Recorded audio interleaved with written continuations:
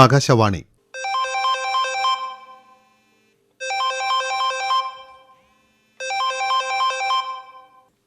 Hello. Hello, Sudheesh മാഷല്ലേ? അതെ, സുധീഷ് മാഷാണ്. Hello, Sudheesh മാഷാണ്, പറഞ്ഞോളൂ. അത്യാവശ്യമായിട്ട് കുറച്ച് മണൽ വേണമല്ലോ. എത്ര ലോഡ്? 4 ലോഡ്. 4 ലോഡോ? നാളത്തെ വാർപ്പിനോ? നാളത്തെ വാർപ്പിന് ഇപ്പോൾ വിളിച്ച് പറഞ്ഞിട്ട് എവിടുന്ന് കിട്ടാനാ?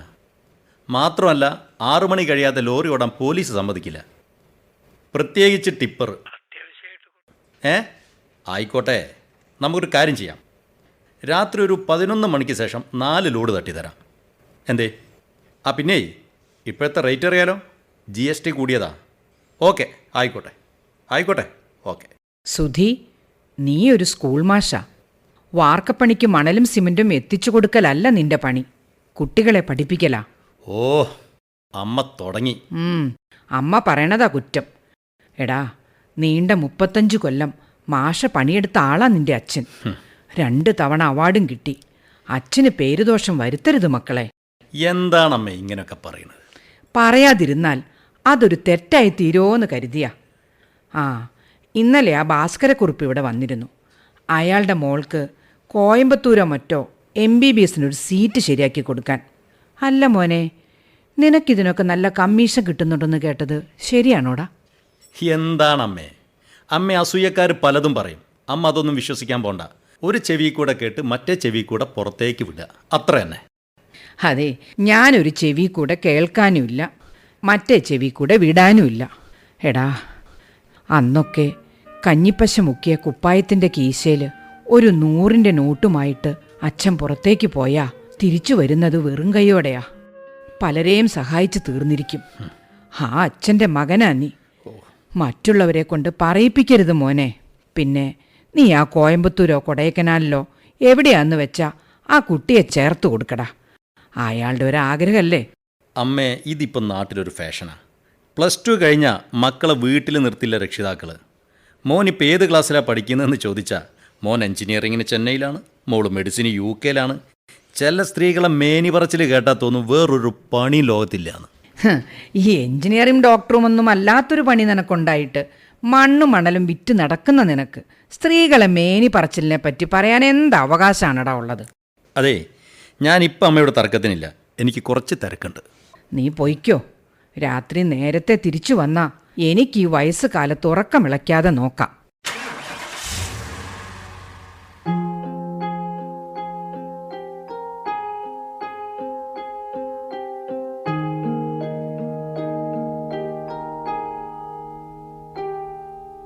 Episode number 1. നാടകം. രചന വിശ്വൻ നന്മണ്ട.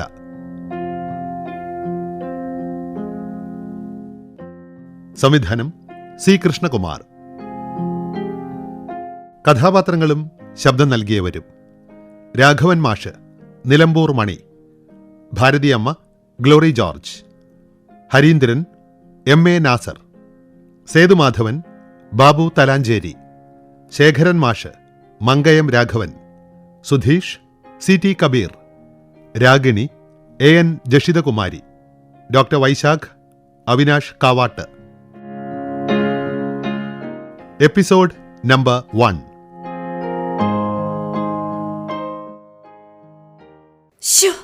മൂത്രം നാറിയിട്ട് ഈ വീട്ടിനകത്തിരിക്കാൻ പറ്റുന്നില്ല മനുഷ്യന്. വയസ്സായി തളർന്നു കിടക്കുന്നവരുള്ള വീട്ടില് ഇടയ്ക്ക് ഇങ്ങനെയൊക്കെ ഉണ്ടായിന്ന് വരും. എന്ന് വെച്ച് മറ്റുള്ളവര് സദാസമയവും മൂക്കും പൊത്തി പിടിച്ചുകൊണ്ട് നടക്കണമെന്നാണോ? രാഗിണി, എൻ്റെ അമ്മയായ കിടക്കുന്നത്. നീ എൻ്റെ മകൻ്റെ ഭാര്യയാണെങ്കിലും ഒരു മോളെ പോലെ മാത്രമേ നിന്നെ അമ്മ കണ്ടിട്ടുള്ളൂ. വല്ലപ്പോഴും ഒന്ന് വൃത്തിയാക്കാൻ നീ വിചാരിച്ചാലും നടക്കും. പിന്നെ എൻ്റെ അമ്മയും കിടക്കപ്പായൽ 1.5 കൊല്ലാ കിടന്നത്. അന്നേ ഞങ്ങള് കൂലിക്ക് ആളെ നിർത്തുകയുണ്ടായത്. എന്നാ പിന്നെ എനിക്കൊന്നും പറയാനില്ല.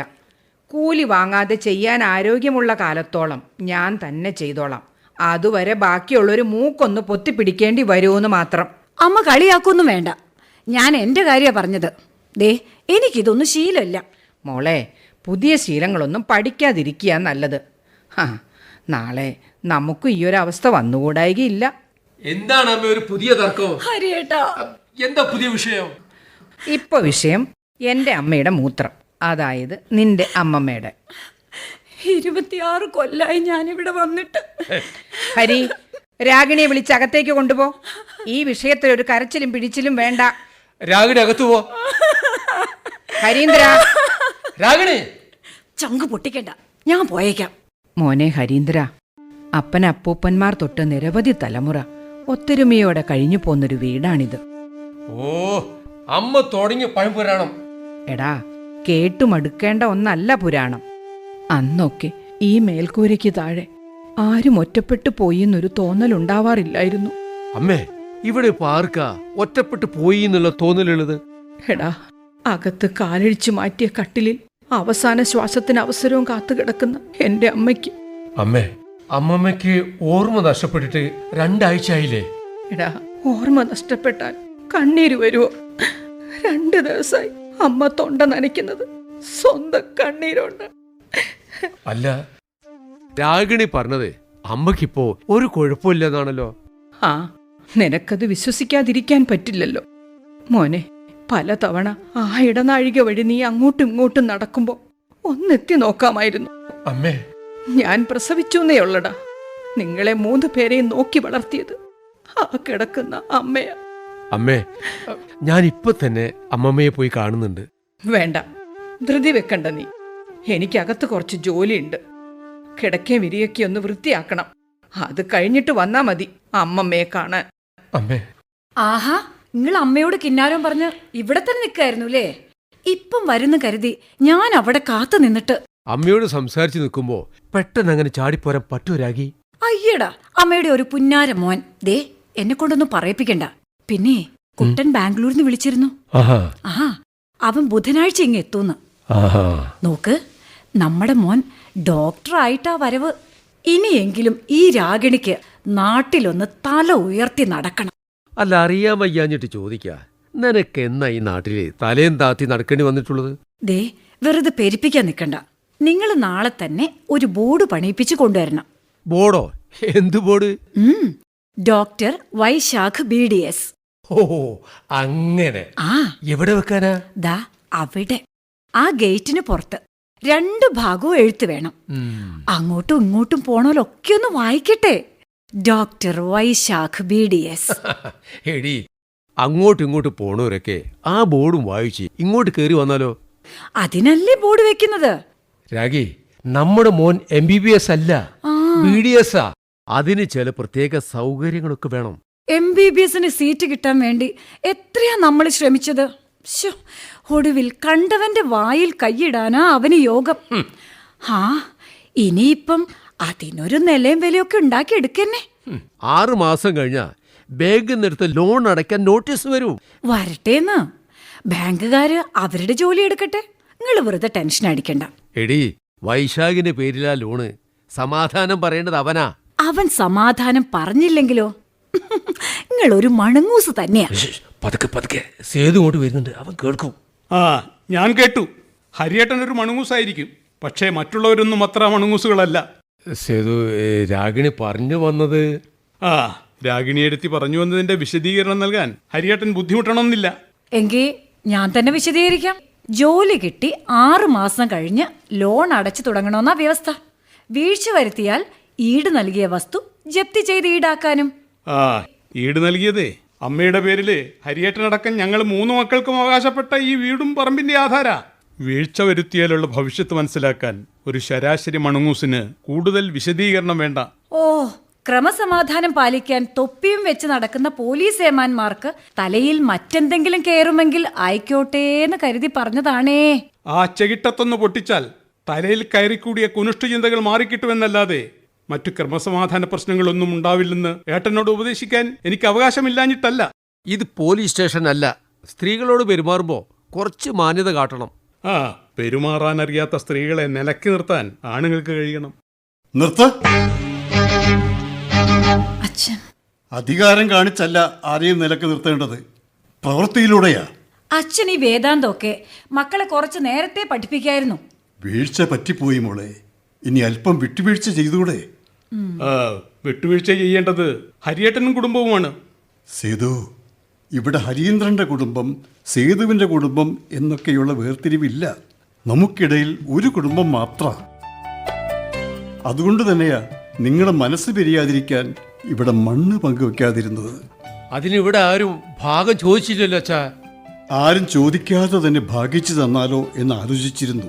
പക്ഷേ ഞങ്ങളുടെ രണ്ടുപേരുടെയും കണ്ണടയും വരെ മക്കളും പേരമക്കളുമൊക്കെ അടങ്ങുന്ന ഒരു വലിയ കുടുംബമായി ഈ വീട്ടിൽ ഭക്ഷണം, വസ്ത്രം, വിദ്യാഭ്യാസം എല്ലാം പരസ്പരം സഹകരിച്ചായിരിക്കണം എന്നാഗ്രഹിച്ചു പോയി മക്കളെ.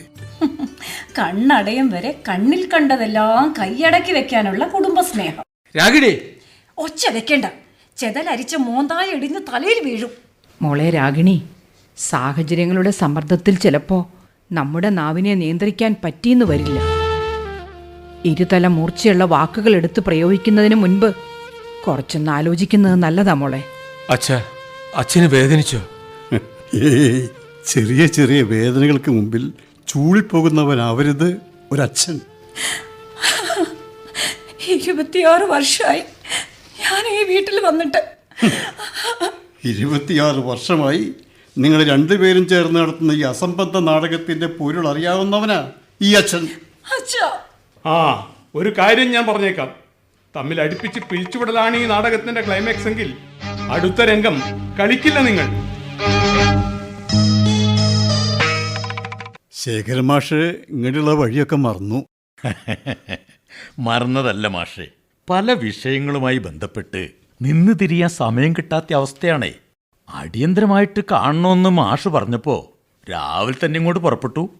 ബുദ്ധിമുട്ടിച്ചതിൽ ക്ഷമിക്കണം മാഷേ. തിരക്ക് പിടിച്ച പരിസ്ഥിതി പ്രവർത്തനങ്ങൾക്കിടയിൽ എൻ്റെ കുടുംബകാര്യങ്ങളിൽ സമയം കണ്ടെത്തിയതിന് നന്ദിയുണ്ട് കേട്ടോ. രാഘവ മാഷേ, 35 വർഷം ഒരുമിച്ച് ജോലി ചെയ്തവരാ നമ്മൾ തമ്മിൽ അത്തരം ഫോർമാലിറ്റീസ് ഒന്നും വേണ്ട. എന്താ മാഷേ വിശേഷം? ഒന്നും നമ്മുടെ പ്രതീക്ഷയ്ക്കത്ത് വന്നില്ല മാഷേ. ആഹാ, എല്ലാം കൈവിട്ടു പോണ പോലെ. വിവരവും വിദ്യാഭ്യാസമുള്ള മക്കളല്ലേ, സ്വത്തും മുതലും ഭാഗിച്ചു കൊടുത്ത് ഓരോരുത്തർക്കും കുടുംബം പുലർത്താനുള്ള വഴിയുണ്ടാക്കി കൊടുക്കുക നല്ലതെന്ന് മാഷടക്കം അന്ന് പലരും പറഞ്ഞപ്പോൾ ഞങ്ങളത് കേട്ടില്ല. അത് ശരി, കുട്ടികൾ ഭാഗം ചോദിച്ചു തുടങ്ങിയെന്നായിരിക്കും. ഏയ്, അങ്ങനെയൊന്നുമല്ല.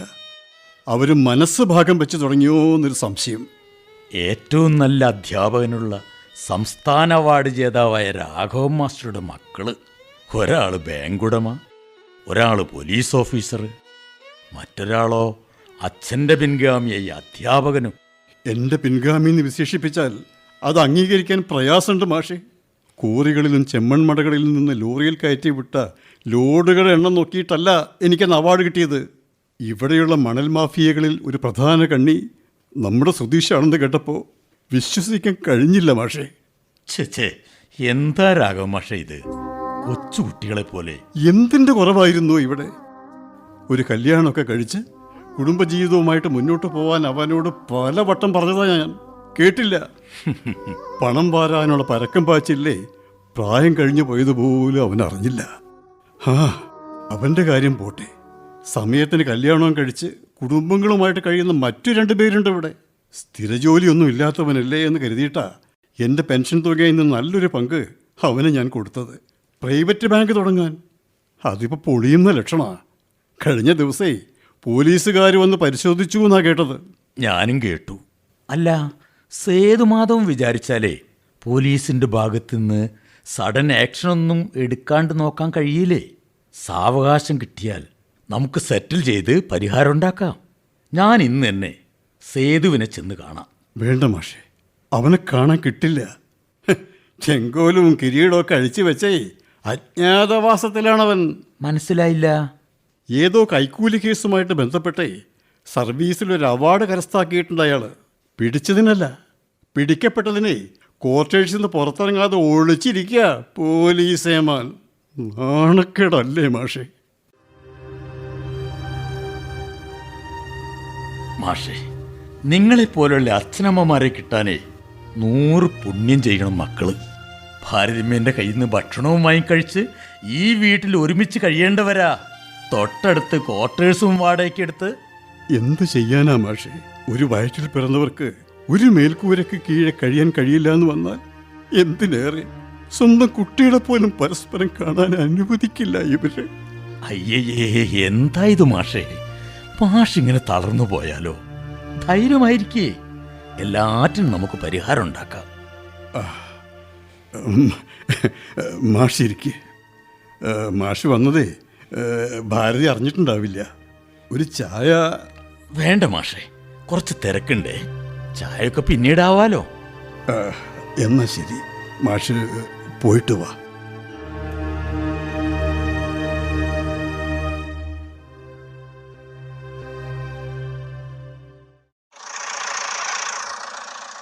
ഹലോ സുധേട്ടാ, സുധേട്ടാ ഇത് ഞാനാ സുധി. സുധേട്ടാ കേൾക്കുന്നില്ലേ? ഇവിടെ JCB വർക്ക് ചെയ്യുന്നുണ്ട്, ഞാനൊന്ന് മാറി നിൽക്കട്ടെ. ഇപ്പോൾ കേൾക്കുന്നുണ്ടോ? ആ പിന്നെ ഞാൻ വിളിച്ചതേ, ഏട്ടനാ റൂറൽ SI മാത്യു സാറിനെ പരിചയമുണ്ടോ? അതെ, പുതിയ ആളാ. എന്താ വിഷയമെന്ന് വെച്ചാലേ, ഇവിടുന്ന് മണ്ണും കയറ്റി വിട്ടൊരു ലോറി അയാൾ പിടിച്ചിട്ടിരിക്കുക. ഏട്ടനൊന്ന് വിളിച്ചു പറഞ്ഞാൽ എന്ത് സ്ട്രോങ്?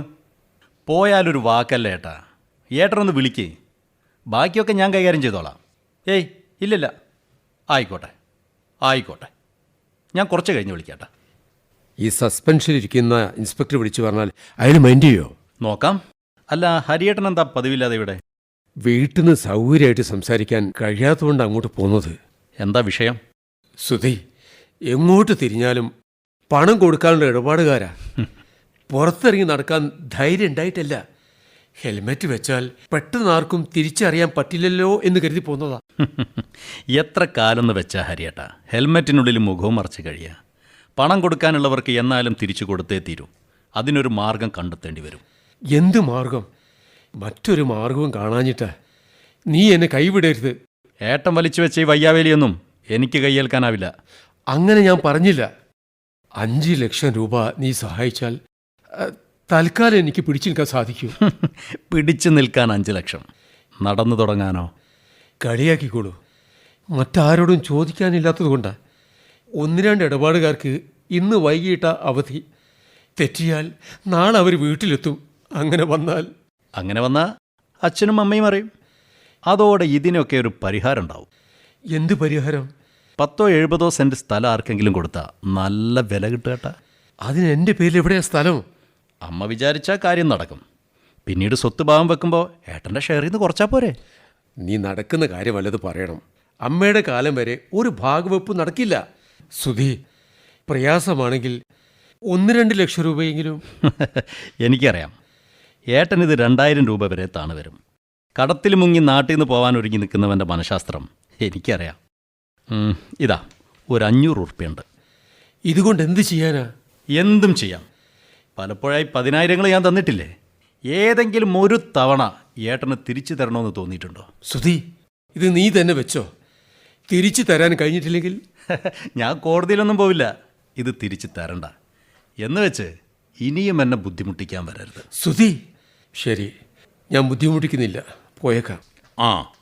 കരിന്ദ്രൻ പോകാൻ വരട്ടെ. നിങ്ങളോട് 2 പേരോടും എനിക്ക് ചിലത് സംസാരിക്കാനുണ്ട്. ശേഖരമാഷ് ക്ഷമിക്കണം. ഞാനിപ്പോൾ ആ ഒരു അവസ്ഥയിലല്ല. ഞാൻ മാഷ് വന്ന് കണ്ടോളാം. ആയിക്കോട്ടെ, പറ്റുമെങ്കിൽ നാളെ തന്നെ ആവുന്നതാണ് നല്ലത്. നോക്കാം മാഷേ. സുധി. എന്താ മാഷേ? ഞാൻ നിന്നെ അന്വേഷിച്ച് സ്കൂളിൽ പോയിരുന്നു. ഞാൻ കുറച്ച് ദിവസമായിട്ട് ലീവാണ് മാഷേ. ഹെഡ് മാഷ് സാങ്ഷൻ ആക്കാതെ ലീവാണെന്ന് പറയുന്നതിൽ അർത്ഥമുണ്ടോ? ലീവ് എഴുതി മേശപ്പുറത്ത് വെച്ച് പോന്നാലേ അത് ആപ്ലിക്കേഷനായി തന്നെ നിലനിൽക്കില്ലേ? HM എന്താ ഇത്ര വാശി? അയാൾക്കത് സാങ്ഷനാക്കിയാലെന്താ? നീ രാഘവൻ മാഷിന്റെ മോനായതുകൊണ്ട്. സുധി, നിന്റെ ഈ ഏർപ്പാടുകളൊന്നും അധ്യാപക വൃത്തിക്ക് ചേർന്നതല്ല. മാഷ് ജോലി ചെയ്തിരുന്ന കാലത്തെ ചുറ്റുപാടുകളല്ല ഇന്നുള്ളത്. അന്നൊക്കെ ശമ്പളവും വാങ്ങി വീട്ടിൽ ചെന്നാൽ ചെലവ് കഴിച്ച് ഒരു 100 രൂപ മിച്ചം വെക്കാനുണ്ടാവും.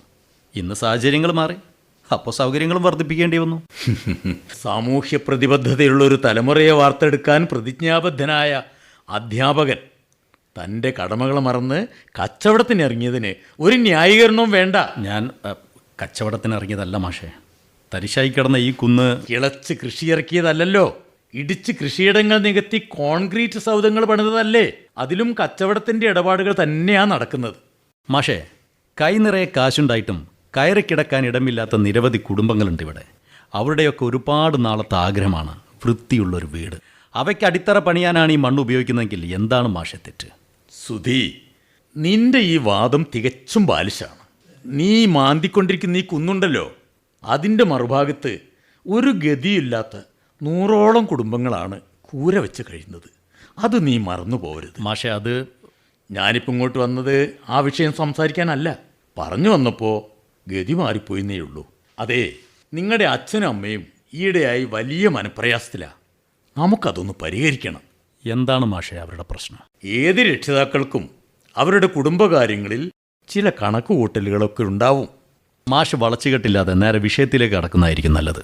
നിങ്ങൾ 3 മക്കളുടെയും ഇന്നത്തെ അവസ്ഥയിൽ അവർ കടുത്ത നിരാശയിലാണ്. ഓ, അങ്ങനെ. മാഷെ, അവരിപ്പോഴും ആ പഴയ കൂട്ടുകുടുംബ സംവിധാനത്തിൻ്റെ ഹാങ് ഓവറിലാണ്. കൂട്ടുകുടുംബ സംവിധാനത്തെ പാടെ തള്ളിക്കളയണോ സുധി? കൈമോശം വന്നുപോയ ചില സൗഭാഗ്യങ്ങളെങ്കിലും നിലനിന്ന് കാണാൻ അവർക്കും ആഗ്രഹമുണ്ടാവില്ലേ? ആഗ്രഹങ്ങളൊക്കെ കൊള്ളാം മാഷെ, പക്ഷെ കാലത്തിൻ്റെ മാറ്റങ്ങൾ ഒന്നും ഉൾക്കൊള്ളാതെ ആ പഴയ കാളവണ്ടി യുഗത്തിലേക്ക് തിരിച്ചു പോകാനുള്ള വാശിയുണ്ടല്ലോ, അത് എവിടെയും കൊണ്ടെത്തിക്കില്ല എന്ന് മാഷ് അച്ഛനോടൊന്ന് പറഞ്ഞു കൊടുത്തേക്ക്. ഒരുമിച്ചുള്ള താമസവും ഭക്ഷണവും കാളവണ്ടി യുഗത്തിന്റെ സംഭാവനയല്ല. മാഷെ, എനിക്ക് എൻ്റെ അച്ഛന് 40 വർഷത്തെ പരിചയമുണ്ട്. ഒരുമിച്ചിരുന്ന് പഠിച്ചും പഠിപ്പിച്ചും നീണ്ട 70 വർഷത്തെ പരിചയമുണ്ട് നിങ്ങൾ തമ്മിൽ. മാഷൊന്ന് ശ്രമിച്ചു നോക്ക്. നിലപാടിൽ വല്ല അയവും വന്നാൽ ഒന്ന് വിളിച്ചാൽ മതി, നമുക്ക് സംസാരിക്കാം. സുധി, മാഷേ, ഇപ്പൊ സമയം 11:55. കൃത്യം 12 മണിക്ക് ആ കോറിയിലെ 100 വെടിക്കുഴികളിൽ ഒരേ സമയം തീപ്പടരും. മാഷ് ഇനിയും ഇവിടെ നിൽക്കണ്ട. മുത്തശ്ശൻ ഉറങ്ങുകയാണോ? ആരാത്? ഡോക്ടർ വൈശാഖു. ഉറക്കം വരുന്നോ എന്നൊരു സംശയം കുട്ടി. ഈ രാവിലെ തന്നെയോ? അയ്യേ, മോശം. ചെറിയൊരു ക്ഷീണം, ഒന്നങ്ങോട്ട് മയങ്ങിപ്പോയി. അല്ല, ഇതെന്താ അപ്പം നിന്റെ കയ്യിൽ? Doctor Vaishakh BDS. ഇതേ, ഇത് നമ്മുടെ ഗേറ്റിൽ വെച്ചിരുന്ന ബോർഡല്ലേ കുട്ടിയെ? അതെ മുത്തശ്ശ, ഞാൻ ഇതും പറിച്ചിങ്ങ് പോന്നു. നല്ല കാര്യമായി. എൻ്റെ അമ്മ ഇത് കാണണ്ട. മമ്മിക്ക് വട്ടാണ് മുത്തശ്ശ. 3 മാസമായില്ലേ ഈ ബോർഡ് ആ ഗേറ്റിൽ കൊണ്ടുവച്ചിട്ട്. ഇന്നേ വരെ ഏതെങ്കിലും ഒരു പേഷ്യൻ്റ് പല്ലെടുക്കാൻ എന്നെ നോക്കി ഇവിടെ കയറി വന്നിട്ടുണ്ടോ? നിനക്ക് പല്ലെടുക്കാനായില്ലെങ്കിലും നിന്റെ അമ്മയ്ക്ക് പേരെടുക്കാനായല്ലോ കുട്ടിയെ. അത് നേരാ മുത്തശ്ശൻ പറഞ്ഞത്. പക്ഷേ ആദ്യത്തെ 2 ആഴ്ച കാണിച്ച ജാടയൊന്നും ഇപ്പം മമ്മിയുടെ മുഖത്ത് കാണാനില്ല. ഓ, ഞാനൊരു തമാശ പറഞ്ഞതാടാ. നീ അതത്ര കാര്യമാക്കണ്ട. നിനക്ക് ഏതെങ്കിലും ഒരു നല്ല ആശുപത്രിയിൽ ജോലിക്ക് ശ്രമിച്ചൂടെ? മുത്തശ്ശൻ അറിയോ, ഇവിടുത്തെ ചെറിയ അങ്ങാടിയിൽ പോലും 4 ദന്ത ഡോക്ടർമാരാ. എല്ലാവരും ആധുനിക സജ്ജീകരണങ്ങളുമായിട്ട് ഇരിക്കുക. അല്ല, നമ്മുടെ ടൗണിൽ ഇപ്പോൾ ഒരു 5-6 പടുകൂറ്റൻ ആശുപത്രികളില്ലേ? ഒന്ന് ശ്രമിച്ചാൽ നിനക്കും എവിടെയെങ്കിലും ഒന്ന് കിട്ടാണ്ടിരിക്കുമോ? എവിടെ കിട്ടാനാ മുത്തശ്ശ? ഓരോ വർഷവും 4500ഓളം പേരാ പഠിച്ച് പുറത്തിറങ്ങണത്. ഇക്കണക്കിന് പോയാ നാളെ കഴുത്തിൽ സ്റ്റെതസ്കോപ്പും കയ്യിലൊരു പെട്ടിയുമായിട്ട് പല്ല് പറിക്കാനുണ്ടോ എന്ന് ചോദിച്ച് നടക്കുന്ന നിരവധി ചെറുപ്പക്കാരെ മുത്തശ്ശന് കാണേണ്ടി വരും. പണ്ട് അമ്മി കൊത്താനുണ്ടോ എന്ന് വിളിച്ച് ചോദിച്ച് നടന്ന കല്ലാശാരിമാരെ പോലെ അല്ലേ കുട്ടിയെ? മുത്തശ്ശൻ തമാശയാക്കണ്ട, കാണാൻ പോകുന്ന കാര്യമാണ് ഞാൻ പറഞ്ഞത്. ആ മുത്തശ്ശ, അതാ ചെറിയച്ഛൻ ഇങ്ങോട്ട് വരുന്നുണ്ട്. ആരാ? സുധീഷ? അല്ല, മുത്തശ്ശൻ്റെ 2ാമത്തെ മോൻ, സർക്കിൾ ഇൻസ്പെക്ടർ സേതുമാധവൻ. എനിക്ക് അല്പം കിടക്കണം. അതാ നല്ലത്. മുത്തശ്ശൻ പോയി കിടന്ന് സുഖമായിട്ടൊന്ന് ഉറങ്ങ്. പതുക്കെ എഴുന്നേറ്റാ മതി.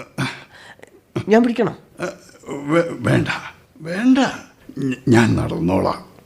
ചെറിയച്ഛ, good morning. Very good morning. എന്താ നിന്റെ കയ്യിൽ? Doctor Vaishakh BDS. നീ ഇതും കയ്യിൽ പിടിച്ച് നടക്കുക. എവിടെയെങ്കിലും കൊണ്ടുപോയി സ്ഥാപിക്കുക, എന്നിട്ട് ചികിത്സ തുടങ്ങ്. സ്ഥാപിച്ചിരുന്നു, പക്ഷേ രോഗികളാരും അന്വേഷിച്ച് വന്നില്ല. ഞാൻ ബോർഡും പറിച്ചിങ്ങ് പോന്നു. ഓ, അങ്ങനെ. നീ വന്നേ പിന്നെ ക്വാർട്ടേഴ്സിലേക്കൊന്നും കണ്ടില്ലല്ലോ. ആരെ കാണാനാ ചെറിയച്ചാ? മണിക്കുട്ടനും ശ്രീമോളും സ്കൂളിൽ പോവില്ലേ, പിന്നെ ആകെ ബോറായിരിക്കും. അപ്പൊ നീ വിവരമൊന്നും അറിഞ്ഞില്ലേ?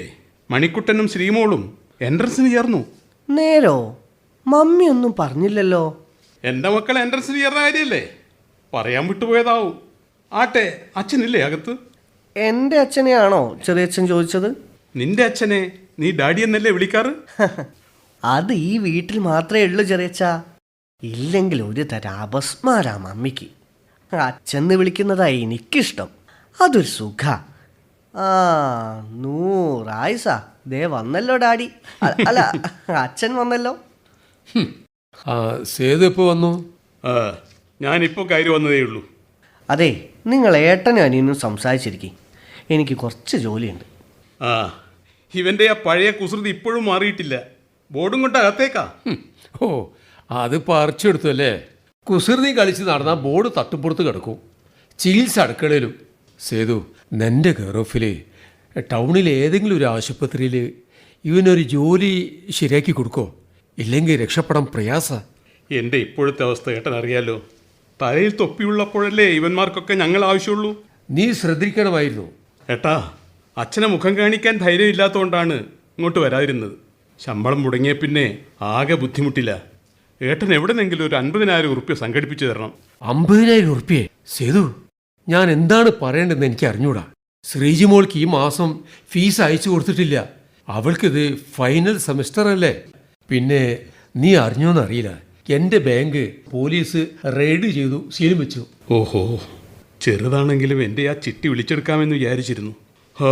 അതും പോയി. എന്താ എന്താ രാഗിണി? അമ്മ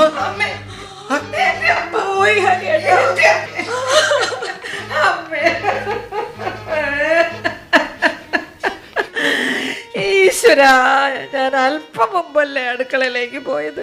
അതുവരെ അമ്മേന്റെ അടുത്തിരുന്നതാ. കണ്ണടയുന്നത് കാണാൻ കഴിഞ്ഞില്ലല്ലോ. കരയാതമ്മേ. അമ്മ കരഞ്ഞാൽ ഞങ്ങളൊക്കെ കരഞ്ഞു പോകും. പ്രായമായതല്ലെന്ന് കരുതി സമാധാനിക്കാം. 6 കൊല്ലായില്ലേ മരിച്ചതിന് തുല്യമായി കിടക്കുന്ന പാവം. ഒരുപാട് കഷ്ടപ്പെട്ടിട്ടുണ്ട്. എന്നാലും സഹിക്കാൻ കഴിയുന്നില്ല ഹരിയേട്ടാ. രാഗിണി, നീ ഒന്ന് പുറത്തേക്ക് വാ. എന്താ ഹരിയേട്ടാ? നീ ഇത് ആത്മാർത്ഥമായി പറഞ്ഞതാണോ? അതെന്താ ഹരിയേട്ടാ അങ്ങനെ ചോദിച്ചേ? അമ്മമ്മയ്ക്ക് അവസാനമായി വെള്ളം കൊടുത്തത് നീയാണോ? അതിനുള്ള ഭാഗ്യം എനിക്ക് ഉണ്ടായില്ല ഹരിയേട്ടാ. അപ്പോഴേക്കും അമ്മ വലിഞ്ഞു കയറി വന്ന് കൊടുത്തു. അതങ്ങോട്ട് ഇറങ്ങിയിട്ടുമില്ല. അതിനു മുമ്പ് മരുന്ന് കൊടുത്തതോ?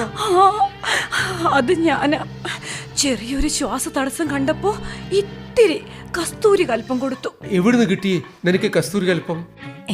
നിങ്ങൾക്ക് എന്ത് പറ്റി മനുഷ്യ? ഒരുമാതിരി പോലീസുകാർ ചോദിക്കും പോലെ. പറയടി, ഈ ചെറിയ കുപ്പി നീ മറന്നു വെച്ചതാണോ? ഹരിയേട്ടാ, ഇത് എവിടുന്ന് കിട്ടി? അമ്മമ്മയുടെ തലേണ കടിയിൽ നിന്ന്. അത് ഹരിയേട്ടാ, അത് ഞാൻ. മിണ്ടി പോകരുത്. എനിക്കും ചെറിയൊരു ശ്വാസ തടസ്സം ഇന്നും ഇന്നലെ തുടങ്ങിയതല്ല. ഹരിയേട്ടാ, ഈ കുപ്പിയിൽ ബാക്കിയുള്ള കസ്തൂരി കൽപ്പം എനിക്ക് കഴിക്കണം. വേണ്ട, അരുത് ഹരിയേട്ടാ, അത് വായിൽ ഒഴിക്കരുത്. കയ്യിൽ വിടാൻ.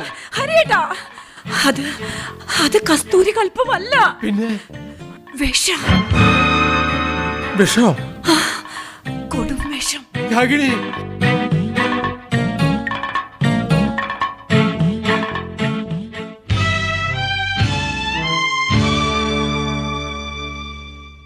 വൈശാഖ് അവിടെ നിൽക്ക്. നീ എവിടെയായിരുന്നു ഇതുവരെ? പുറത്തു പോയിരുന്നു. അതു മനസ്സിലായി. അച്ഛമ്മ കുറച്ചു ദിവസമായി ശ്രദ്ധിക്കുന്നു. നീ ഈയിടെയായി രാത്രി വളരെ വൈകിയാണ് വന്ന് കിടക്കുന്നത്. അതും ഭക്ഷണം പോലും കഴിക്കാതെ. എവിടെയാ ഇത്ര നേരം? ഒരു തൊഴിലന്വേഷകന് സമയപരിപാലനത്തിൽ കൃത്യത പാലിക്കാൻ കഴിയുമോ അച്ഛമ്മേ? എനിക്ക് നിന്റെ സാഹിത്യമല്ല കേൾക്കേണ്ടത്. നിന്റെ സ്വഭാവത്തിൽ ആകെ ഒരു മാറ്റം വന്നിട്ടുണ്ട്. എന്താ പറ്റിയതെന്ന് എനിക്കറിയണം. കൂടുതലായൊന്നും പറ്റാതിരിക്കാൻ പറ്റുന്നത് വല്ലതുമുണ്ടോന്നൊരു അന്വേഷണം. ആ അന്വേഷണങ്ങൾക്കിടയിൽ വരുന്ന ചെറിയൊരു മാറ്റം. നിന്റെ ഈ വിശദീകരണം ഒന്നും വേണ്ട. അല്ല, എന്താ നിന്റെ തോളിലുള്ള ബാഗില്? അച്ഛമ്മേ, അതൊന്ന് നോക്കട്ടെ. അതിങ്ങിത്താ, ഇങ്ങിത്താ. അച്ഛമ്മേ, തരാനല്ലേ പറഞ്ഞത്? ഇവിടെ താടാ. അച്ഛമ്മേ, അത് തുറക്കരുത്. എന്താ തുറന്നാല്? ഞാനൊന്ന് നോക്കട്ടെ. ഏ? ഇത് നിറയെ മദ്യക്കുപ്പികളാണല്ലോ. എന്റെ ഈശ്വര, ഇത് മുഴുവൻ നീ കുടിച്ചു തീർക്കാനാണോ? നിന്നോടാ ചോദിച്ചത്. അല്ല, കുടിപ്പിച്ചു തീർക്കാൻ. കുടിപ്പിച്ചു തീർക്കാനോ? ആരെ? പകൽ വെളിച്ചത്തിൽ മദ്യഷാപ്പിന് മുന്നിൽ വരി നിൽക്കാൻ മടിയുള്ള മാന്യന്മാരെ. ഈ ബാഗിനകത്ത് കുപ്പികൾ മാത്രമല്ലല്ലോ. ഏ? ഇതെന്താ? ഇതെന്താന്ന് ചോദിച്ചത് കേട്ടില്ലേ? എന്താടാ ഈ പൊതിക്കെട്ട്? അത് മറ്റതാ. മറ്റതോ? ഏത് മറ്റത്? മയക്കുമരുന്ന്. ഓ എന്റെ ഈശ്വര, എല്ലാമായി. വെറുതെ അല്ല, പല സ്കൂളുകളുടെയും പരിസരത്ത് നിന്നെ കാണാറുണ്ടെന്ന് പറഞ്ഞു കേൾക്കുന്നത്. മോനെ, നീ എന്തിനുള്ള പുറപ്പാടാ ഇത്? പുറപ്പെട്ടു കഴിഞ്ഞു അച്ഛമ്മേ. മോനെ, അച്ഛമ്മ ചോദിച്ചില്ലേ ഞാൻ നേരം വൈകി എത്തുന്നത് എന്താന്ന്? ഈ ബാഗ് നിറയെ സാധനങ്ങളായി ആവശ്യക്കാർക്ക് എത്തിക്കാൻ കുറേ സമയം പിടിക്കില്ലേ? അതും വളരെ രഹസ്യമായി. മോനെ വൈശാഖെ, എന്തെല്ലാം പ്രതീക്ഷകളോടെയാടാ നിന്നെ നിന്റെ അച്ഛനും അമ്മയും പഠിപ്പിച്ച് ഇത്രയും വരെ എത്തിച്ചത്. എന്റെ താല്പര്യം നോക്കിയിട്ടല്ലല്ലോ അവരെന്നെ പഠിപ്പിച്ചത്. അതിന് ഈ ഒരൊറ്റ വഴിയെ നീ കണ്ടല്ലോ. ഞാൻ ഇപ്പോ ഇത് കാണിച്ചില്ലെങ്കിൽ നാളെ ബാങ്കുകാർ കുറെ പോലീസുകാരെയും കൂട്ടി വന്ന് മറ്റൊരു സീനുണ്ടാക്കും ഈ വീട്ടുമുറ്റത്ത്. എന്നെ ഡോക്ടറാക്കാൻ തന്ന ലോണും പലിശയും ഈടാക്കാൻ. അതൊരു സീനല്ലടാ, അതവരുടെ നിയമ. നീ ഈ ചെയ്യുന്നത് അതിലും വലിയ നിയമലംഘനം. പിടിക്കപ്പെടുന്നത് വരെ കുറ്റകൃത്യത്തിന് വലിപ്പച്ചെറുപ്പമില്ല അച്ഛമ്മേ. ഈ 2 സാധനങ്ങൾ ആവശ്യക്കാർക്ക് കയ്യിലെത്തിച്ചു കൊടുത്താൽ ദിവസം തോറും 4,500 രൂപ മിച്ചം കിട്ടുന്ന ഈ തൊഴില് അച്ഛമ്മയുടെ കണ്ണീര് കണ്ട് ഞാൻ ഉപേക്ഷിക്കണോ? വേണ്ട, എനിക്ക് കേക്കണ്ട നിന്റെ ഈ തലതിരിഞ്ഞ സാമ്പത്തിക നയം. പോ എന്റെ മുമ്പിന്ന്. എന്റെ ഈശ്വര, എന്തെല്ലാം ഞാൻ കാണണം.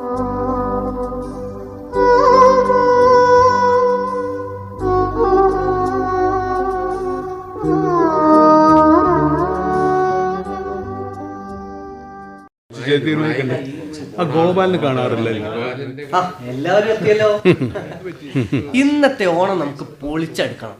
കുറെ കാലത്തിന് ശേഷം നമ്മൾ ഒരുമിച്ച് കൂടുന്നതല്ലേ. ആ, പൊളിച്ചെടുക്കാൻ എന്തൊക്കെയാ അവിടെ ഒരുക്കിയിട്ടുള്ളത്? സാധാരണ പോലെ അല്ല, ഇന്ന് 2 തരം പായസ അമ്മയുടെ വക. പായസത്തിന്റെ എണ്ണം കൂടിയതുകൊണ്ട് എന്ത് കാര്യണ്ടടാ പൊട്ട. അതെ, മുത്തശ്ശൻ കുളിക്കാൻ കയറിയതാ. കുളിയും കഴിഞ്ഞ് പ്രാർത്ഥനയ്ക്കിരുന്ന പുറത്ത് വരാൻ വൈകും. അതിനിടയ്ക്ക് വല്ല കലാപരിപാടിക്കും താല്പര്യം ഉണ്ടെങ്കിൽ പറഞ്ഞോ, ഞാൻ റെഡി, ഐറ്റംസ് റെഡി. അങ്ങനെ ഒരു കലാപരിപാടി ഇന്നത്തെ ദിവസം വേണ്ട. ഓണവും വിഷുവൊക്കെ എന്നുണ്ടോ ഹരിയേട്ടാ? അത് അവൻ ഡീൽ ചെയ്യട്ടെ. അതെ, അമ്മ അടുക്കളയിൽ തിരക്ക് പിടിച്ച പണിയില്ല. പരിപാടി വല്ലതും ഉണ്ടെങ്കിൽ വേഗം ഒപ്പിക്കണം. കുറെ കാലത്തിന് ശേഷം കുടുംബസമേതം ചിയേഴ്സ് പറയാൻ കിട്ടിയ അവസര ശ്രദ്ധിച്ച് കൈകാര്യം ചെയ്താൽ മതി. ഓക്കെ, അത് ഞാൻ ഏറ്റു. അതെ, ഞാനൊരു ഭാഗ്യം ചെയ്ത മോന. അച്ഛനും ചെറിയച്ഛന്മാർക്കും ഓണാഘോഷത്തിന് ഊർജം പകരാനുള്ള ഭാഗ്യം ഇതെന്റെ മാത്രമല്ല, കുതിച്ചു പായുന്ന IT യുഗത്തിൽ ന്യൂജൻ തലമുറയ്ക്ക് ലഭിച്ച സൗഭാഗ്യമാണത്. ഓ, നിന്ന് പ്രസംഗിക്കാതെ എടുത്തോണ്ട് വാടാ. അമ്മ വരുന്നുണ്ട്. അമ്മ അടുക്കളയിൽ കുറച്ച് തിരക്കിലായിപ്പോയി മക്കളെ. നശിപ്പിച്ചു അമ്മയ്ക്ക് എഴുന്നള്ളാൻ പറ്റിയ സമയം. എന്താ നീ പറഞ്ഞത് സേതു? അല്ല, അമ്മ ഇന്ന് കൂടുതൽ സുന്ദരിയായിട്ടുണ്ടെന്ന് പറയുകയായിരുന്നു. സേതുവേട്ടൻ പറഞ്ഞതൊരു സത്യ. വേണ്ട, അങ്ങനെ ഇപ്പം സുഖിപ്പിക്കണ്ട. അമ്മയ്ക്കിപ്പോഴും സൗന്ദര്യത്തിന് ഒരു കുറവുമില്ല. ഏതായാലും നിങ്ങൾ 3 പേരുടെ അമ്മയല്ലേ. എന്നെ അച്ഛമ്മ തഴഞ്ഞു. ഏയ്, ഒരിക്കലുമില്ല. വൈശാഖ് മോനല്ലേ ഈ വീട്ടിലെ ഏറ്റവും സുന്ദരക്കുട്ടൻ. മക്കളെ, നിങ്ങളെ ഈ കളിയും ചിരിയും എപ്പോഴും കണ്ടുകൊണ്ടിരിക്കാനാ ഞങ്ങളുടെ ആഗ്രഹം. സ്വത്തും മുതലും ഭാഗിച്ചെടുത്ത് പല വഴിക്ക് പോയിരുന്നെങ്കിൽ ഓണത്തിനും വിഷുവിനെങ്കിലും ഒന്ന് വരുമായിരുന്നോ നിങ്ങളിവിടെ? സ്വത്ത് ഭാഗം വെച്ചെന്ന് കരുതി ഓണത്തിനും വിഷുവിനും വന്ന് കളിതാമാശ പറയുന്നതിന് തടസ്സമൊന്നുമില്ലല്ലോ. അമ്മ എന്തിനാ ഈ വയസ്സുകാലത്ത് വീട് നോക്കാനും സ്വത്തും മുതലും നോക്കി നടത്താനും ഒക്കെ പാടുപെടുന്നത്? ഓരോരുത്തർക്ക് അവരെ അവകാശം അങ്ങോട്ട് വീതം വെച്ച് കൊടുത്താൽ അവർ പറമ്പ് കളക്കിയേ ആദായം എടുക്കേ എന്താന്ന് വെച്ചാൽ ആയിക്കോട്ടെ എന്ന് വെച്ചൂടെ? ഇവിടെ വീതം വെക്കാൻ എളുപ്പമാണ് അച്ഛമ്മേ. ഓരോരുത്തർക്കും ഓരോ പറമ്പങ്ങ് കൊടുക്കുക. കുറുമ്പ് കണ്ടി, കളത്തിപ്പാറ, പിന്നെ ഈ വീടും പറമ്പും കൊത്തി മാന്തട്ടെ മത്സരിച്ച്. സ്വത്ത് ഭാഗം എന്നൊക്കെ പറയുമ്പോ ഇളകുന്ന മുതലും കാണുമല്ലോ വീതം വയ്ക്കാൻ. ഓഹോ, അങ്ങനെ ചെമ്പ്, ചരക്ക്, ചട്ടുകം തുടങ്ങി കിണ്ണം കിണ്ടി കോളാമ്പി വരെ നിന്നോടൊപ്പം ക്വാർട്ടേഴ്സിലേക്ക് പോന്നത് ഇവിടെ എല്ലാവർക്കും അറിയാം. ഇളകുന്ന മുതലായിട്ട് ഈ വീട്ടിലിനി 2 സാധനേ ബാക്കിയുള്ളൂ. ഇനി എന്ത് സാധനം? ഞാൻ സ്ഥിരമായിട്ട് ഈ വീട്ടിലല്ലേ താമസം. എനിക്കാണെങ്കിൽ ഇവരെ പോലെ സർക്കാർ ജോലിയൊന്നുമില്ല. ബാക്കിയുള്ള സാധനങ്ങൾ എടുത്ത് ലേലം ചെയ്യാന്ന് വെച്ചാ? സാധനങ്ങൾ എന്താണെന്ന് വെച്ചാ ഇങ്ങോട്ട് പറയാ. ഇനിയിപ്പോൾ ലേലാണെങ്കിൽ അങ്ങനെ ഇപ്പം ലേലമൊന്നും ചെയ്യണ്ട. നിർത്ത്. നിങ്ങൾ തമ്മിലൊരു തർക്കം വേണ്ട. ഈ വലിയ വീട്ടിൽ ഇളകുന്ന മുതലായിട്ട് ഞാനും നിങ്ങളുടെ അച്ഛനും മാത്രമേ ഇനി ബാക്കിയുള്ളൂ. ആർക്കാ വേണ്ടതെന്ന് വെച്ചാ പറയാ. എന്താ ആരും ഒന്നും മിണ്ടാത്തെ? ഉണ്ടാക്കി വെച്ച ഭക്ഷണം ആറി തണുക്കുന്നതിന് മുമ്പ് കഴിക്കുന്നതാ നല്ലത്. ഇപ്പോഴത്തെ ഈ ചൂടാറും മുമ്പേ ബാക്കി കാര്യങ്ങൾ കൂടി പറയണതാ നല്ലത്. പറമ്പ് ഭാഗം വയ്ക്കുന്നതായിട്ട് ബന്ധപ്പെട്ട് എനിക്കൊരു കാര്യം പറയാനുണ്ട്. ഇവൻ ചെറുപ്പത്തിലേ എങ്ങനെയാണ്? അച്ഛൻ എത്ര കളിപ്പാട്ടം കൊണ്ടുവന്നാലും നല്ലതാദ്യം ഇവന് കിട്ടണം. എനിക്ക് പറയാനുള്ളത് കളിപ്പാട്ടത്തിൻ്റെ കാര്യമല്ല. എന്താ നിനക്ക് പറയാനുള്ളത്? കേക്കട്ടെ. ഈ വീടും പറമ്പും എടുക്കുന്നവർ മരണം വരെ അച്ഛനെയും അമ്മനെയും നോക്കണം. അങ്ങനെയൊരു നിയമം വേണോ? ആ, അങ്ങനെ ഒരു നിയമം ഉണ്ടാക്കാലോ. ഓഹോ, അങ്ങനെയാണെങ്കിൽ ഞങ്ങൾക്കൊന്ന് ആലോചിക്കേണ്ടി വരും. അത് അവകാശമുള്ളവരാലോചിച്ചാൽ മതി. ഓഹോ, അഭിപ്രായം പറയാൻ അവകാശം വേണമെന്ന് നിർബന്ധമൊന്നുമില്ലല്ലോ. അത് ഹരിയേട്ടൻ പറയണം. ഓഹോ, എന്നാ ഹരിയേട്ടൻ ഈ വെൺമാടവും തലയിൽ വെച്ച് നടന്നോട്ടെ. 14 മുറിയും 12,000 കൊള്ളണ തേങ്ങാക്കൂടും. ഇതിൻ്റെ ഒരു പാലുത്തരം പൊളിച്ച് മില്ലി പിടിച്ച 6 പുരയ്ക്കുള്ള പണിത്തരം കിട്ടും. എന്നാ പിന്നെ നീ അങ്ങോട്ട് എടുത്തോ. 6 പുരയ്ക്കുള്ള പണിത്തരവും കിട്ടും, അച്ഛനെ അമ്മയും ഫ്രീ ആയിട്ടും കിട്ടും. അവള് പറഞ്ഞോട്ടെ. ഏതു ഭാഗത്തിലും ഇളകണ മുതലിന പിടിയും വലിയുണ്ടാവുക. അമ്മ ഇവിടെ ആരും പിടിക്കാനും വലിക്കാനും ഒന്നും വരുന്നില്ല. കൂട്ടത്തിലേക്ക് മെച്ചം കുറുമ്പുകണ്ടി പറമ്പ. കൊലച്ചു കൂടിയ 10-200 തെങ്ങും തണ്ടും തടിയുമൊത്ത തേക്കും പ്ലാവും വേറെ. നിനക്കത് വേണമെന്നായിരിക്കും. എനിക്ക് കളത്തിപ്പാറ മതി. കണ്ടോ ചെറിയച്ഛൻ എപ്പോഴും വിട്ടുവീഴ്ചയ്ക്ക് തയ്യാറാ. ഈ 6 പുരയ്ക്കുള്ള പണിത്തരത്തിന് പിടിയും വലിയും കൂടാണ്ട് ആകാശം മുട്ടി നിൽക്കുന്ന കളത്തിപ്പാറ മതിയെന്ന് വെച്ചത് ആരെങ്കിലും ഒന്ന് വിട്ടുവീഴ്ച ചെയ്യണ്ടേന്ന് വെച്ചിട്ടാ. മുത്ത് പൈസയാ ചെറിയച്ചാ, മുറുക്ക പിടിച്ചോ. നീ പോടേക്ക. ഇടയ്ക്ക് വന്ന് വിദൂഷകനെ പോലെ അഭിപ്രായം പറയാൻ നിനക്കെന്താ അവകാശം ഇവിടെ ഉള്ളത്? വിദൂഷകന് ഏത് സദസ്സിലും വന്ന് അഭിപ്രായം പറയാം. ഈ വീടും പറമ്പും എടുക്കുന്നവര് മരണം വരെ മുത്തശ്ശനെയും അച്ഛമ്മയെയും നോക്കണമെന്നാണല്ലോ വ്യവസ്ഥ. അവകാശമില്ലാത്തതിന് ആവശ്യം ഉന്നയിക്കുന്നില്ല. ഫ്രീ ആയിട്ട് കൊടുക്കുന്ന മുത്തശ്ശനെയും അച്ഛമ്മയെയും എനിക്ക് തരൂ. എല്ലാവരോടും ആയിട്ട് പറയാ, അവരെ മാറ്റി വെച്ചിട്ട് ഭാഗിച്ചാ മതി.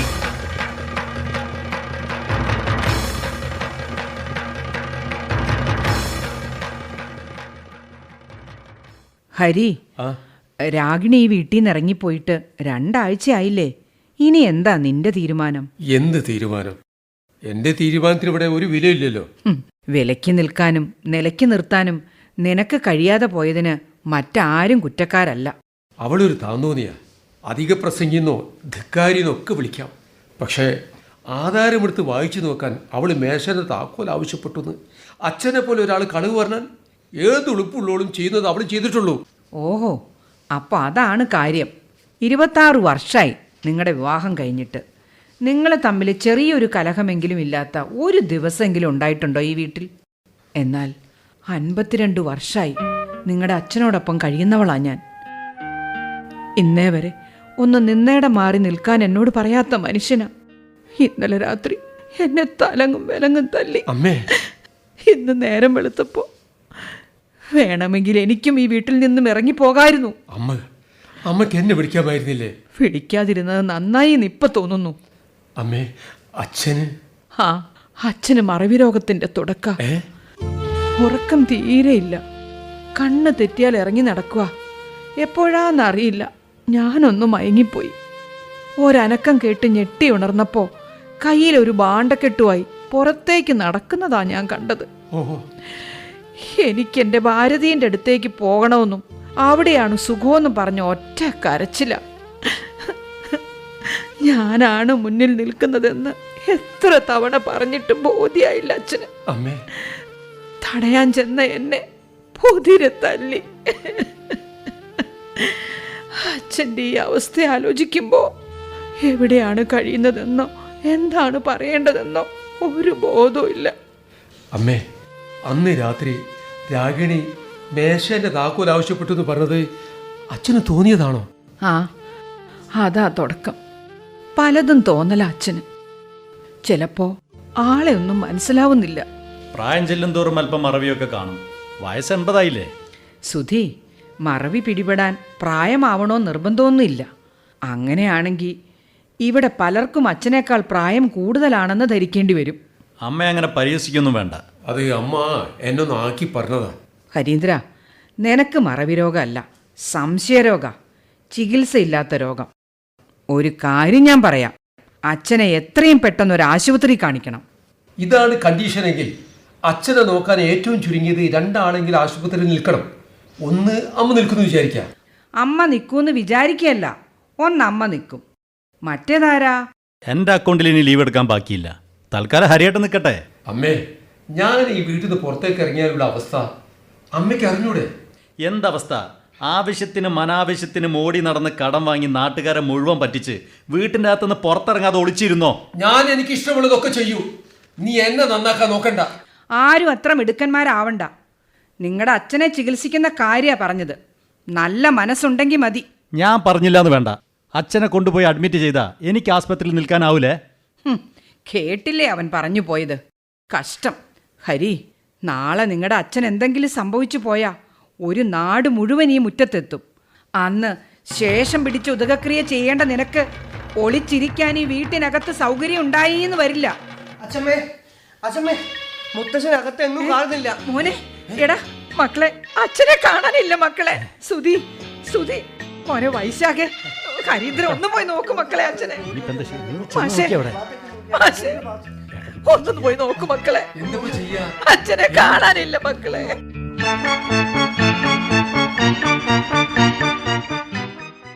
ഹലോ രാഗിണി, ഹലോ, നീ കേൾക്കുന്നില്ലേ? അച്ഛനെ കാണാതായിട്ട് ഇപ്പോൾ 1 മാസത്തോളായില്ലേ? ഒന്ന് ഇവിടെ വരെ വന്ന് പോകാമായിരുന്നില്ലേ നിനക്ക്? എന്ത്?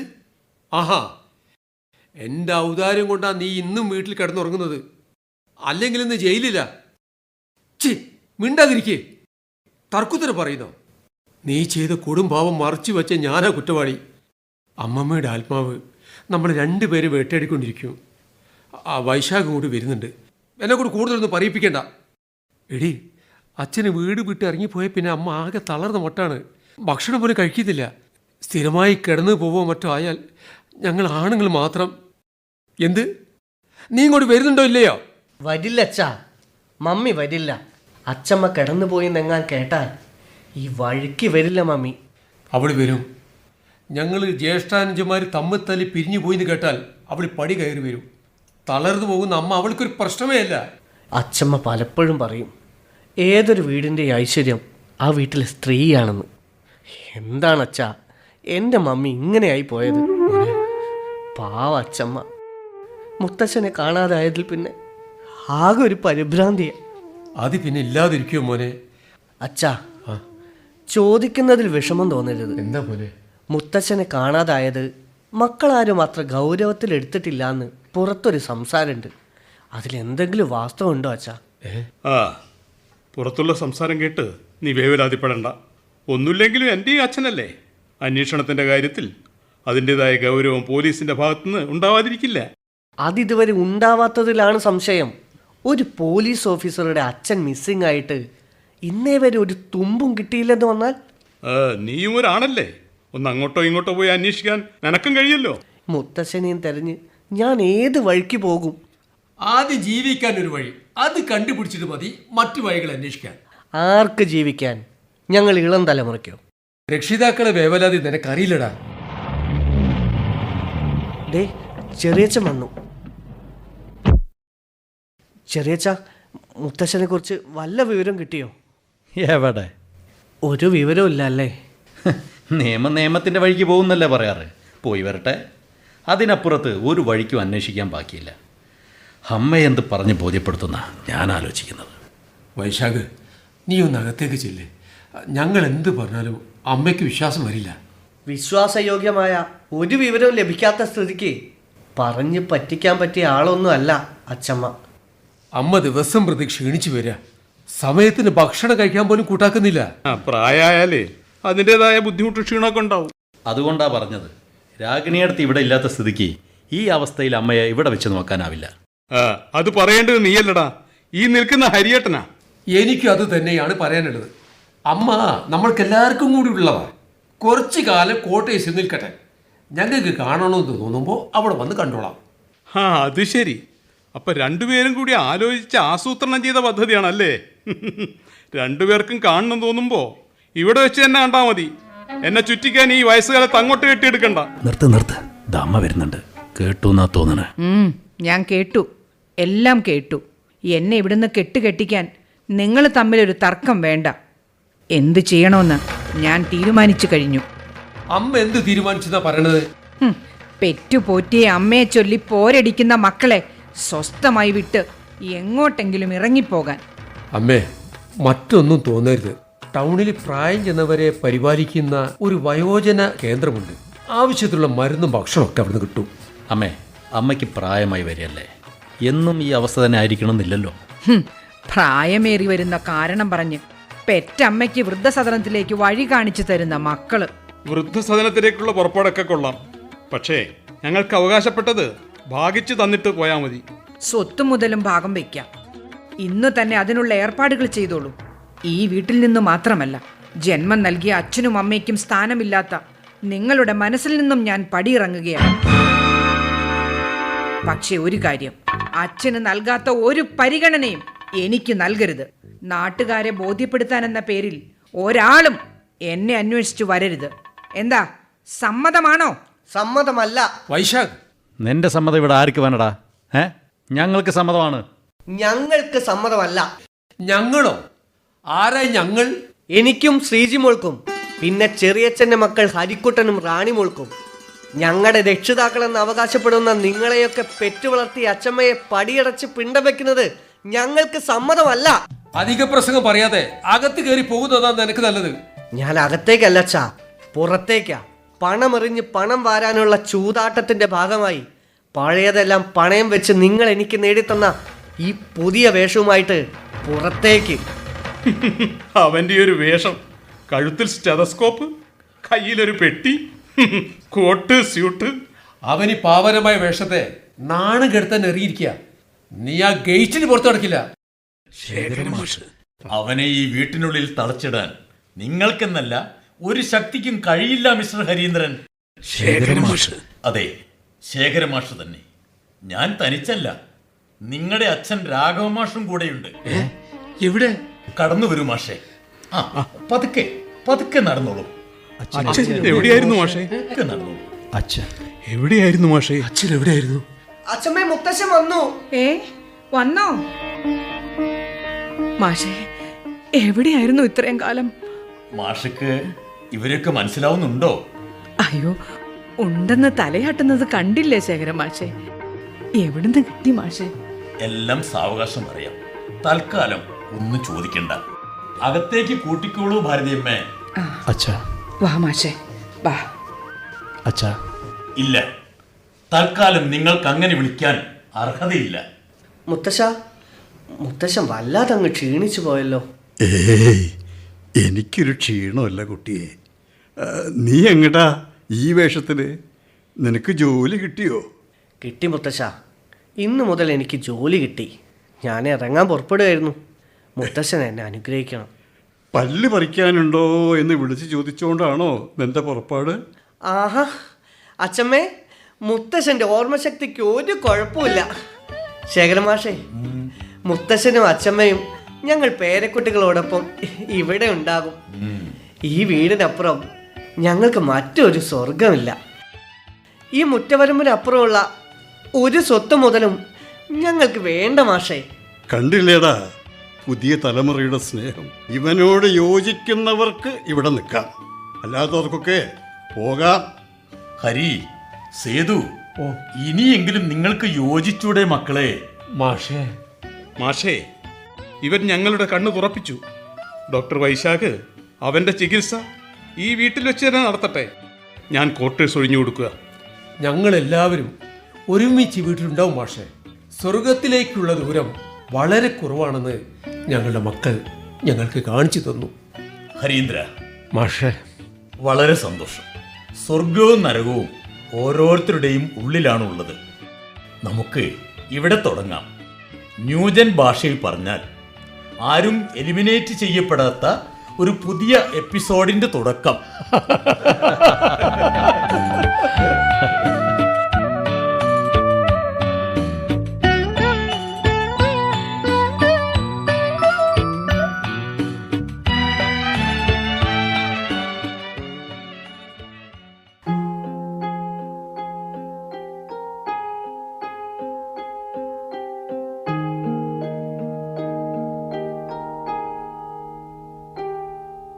Episode number 1. നാടകം ഇവിടെ പൂർണ്ണമാകുന്നു. രചന വിശ്വൻ നന്മണ്ട.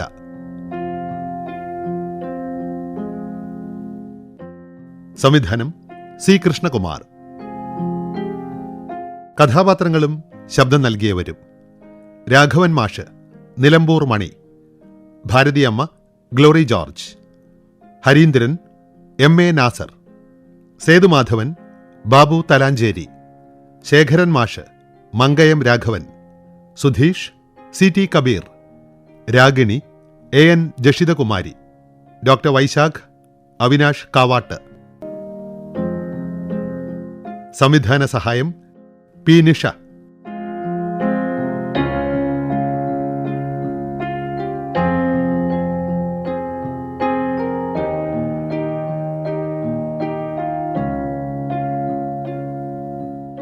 അവതരണം ആകാശവാണി കോഴിക്കോട് നിലയം.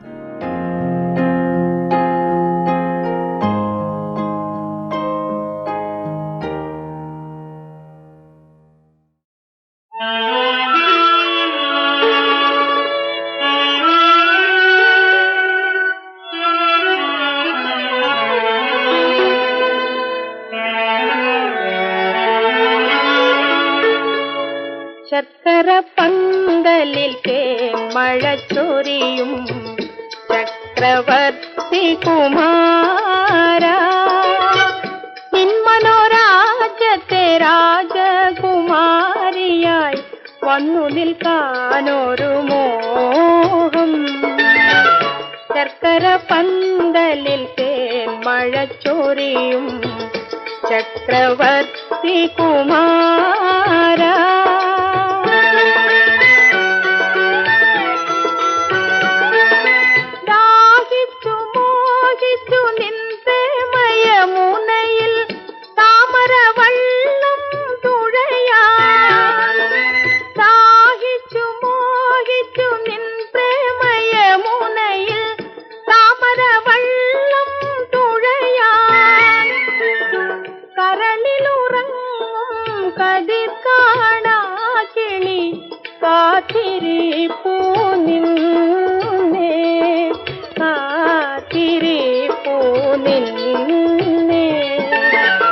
ചക്കര പന്തലിൽ മഴ ചൊരിയും ചക്രവർത്തി കുമാര.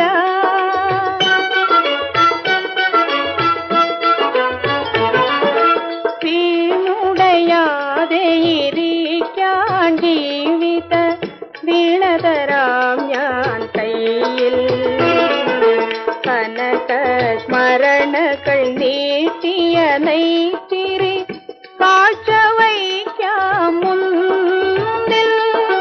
ഹൃദയം നിറയെ സ്വപ്നവുമായി നീ മധുരം കിള്ളി തരുമോ?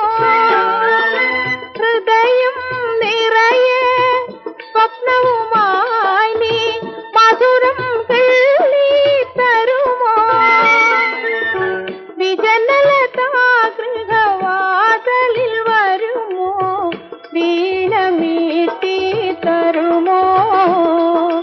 വീണ മീട്ടി തരുമോ? ചക്കര പന്തലിൽ മഴ ചൊരിയും ചക്രവർത്തി കുമാര, നിന്മനോരാജ്യത്തെ രാജകുമാരിയായി വന്നു നിൽക്കാനൊരു മോഹം. ചക്കര പന്തലിൽ മഴ ചൊരിയും ചക്രവർത്തി കുമാര.